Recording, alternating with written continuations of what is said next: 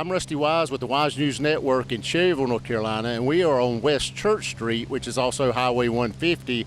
And as you can see behind me, crews are working hard where there was a large tree that fell overnight. We're going to be talking to the tree experts that are working on the project as well as the homeowner.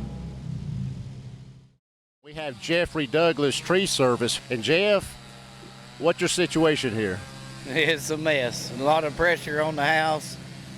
A lot of traffic issues, but like I said, we got the road blocked off. We're trying to get the weight off the house, cause as less damage as possible to the customer's home. And I don't think it's going to be safe for them to stay in the home, but that's their choice, you know. They have to do whatever the insurance tells them on that. Now, we had a lot of rain last night, and when you have a lot of rain like that, how does it affect the trees and the root systems?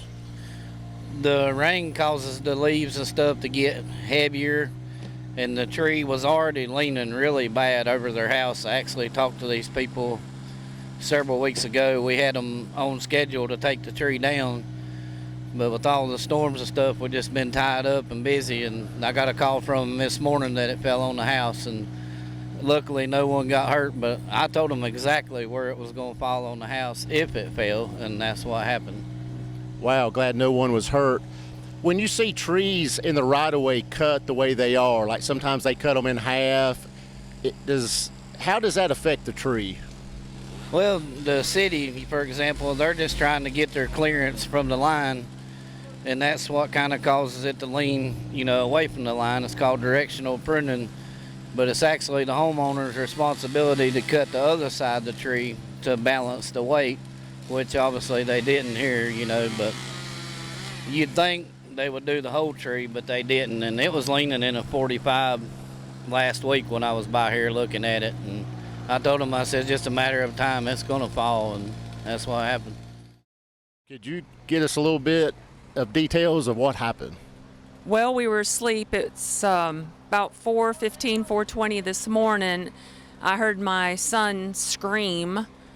He was sleeping in the bedroom right here, and I jumped up, of course. You hear, you know, somebody scream in the house. I heard a huge crash, crackling, and walked in and saw the whole ceiling fell down in the house. And then we came outside and saw this at 4:30 this morning. So. Now, we were talking to Jeffrey Douglas, and he said that the tree has been leaning for a while.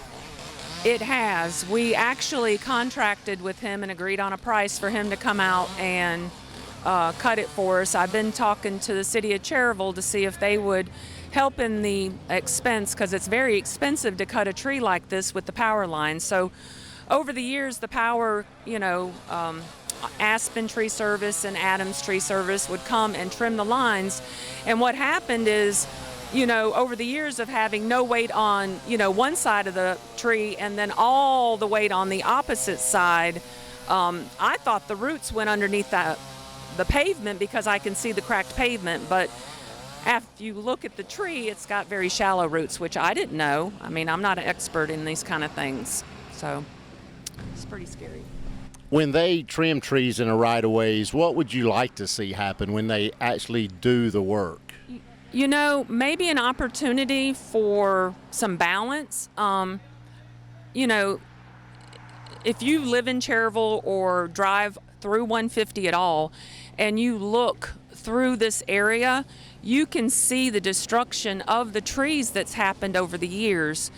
And I understand that, you know, I have a responsibility as a homeowner. I get that. But just some maybe offering or some, I mean, I didn't know. Who knew, you know, who knew? But when I saw it starting to lean and it kind of was lifting up the concrete, I was like, this is bad and we need to get it fixed. But when you get a price of, you know, $5,000, $6,000, $7,000, I think one guy gave me a price of over $9,000.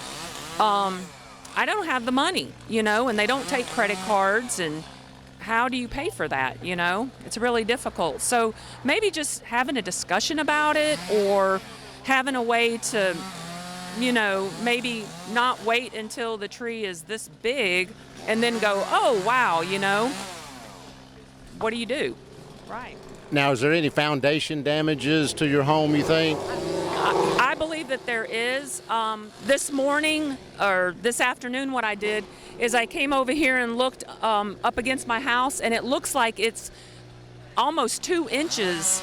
And it's not the siding that's pushed over, but it looks like it's 2 inches over, and then it looks like it's bowed, but I don't know. I mean, the house is built 1930, thank God, because, you know, part of me, I mean, I showed you the pictures of if it was regular 2x4s or whatever, I don't know what houses are made out of, but my son could be dead right now. You know, it's that scary.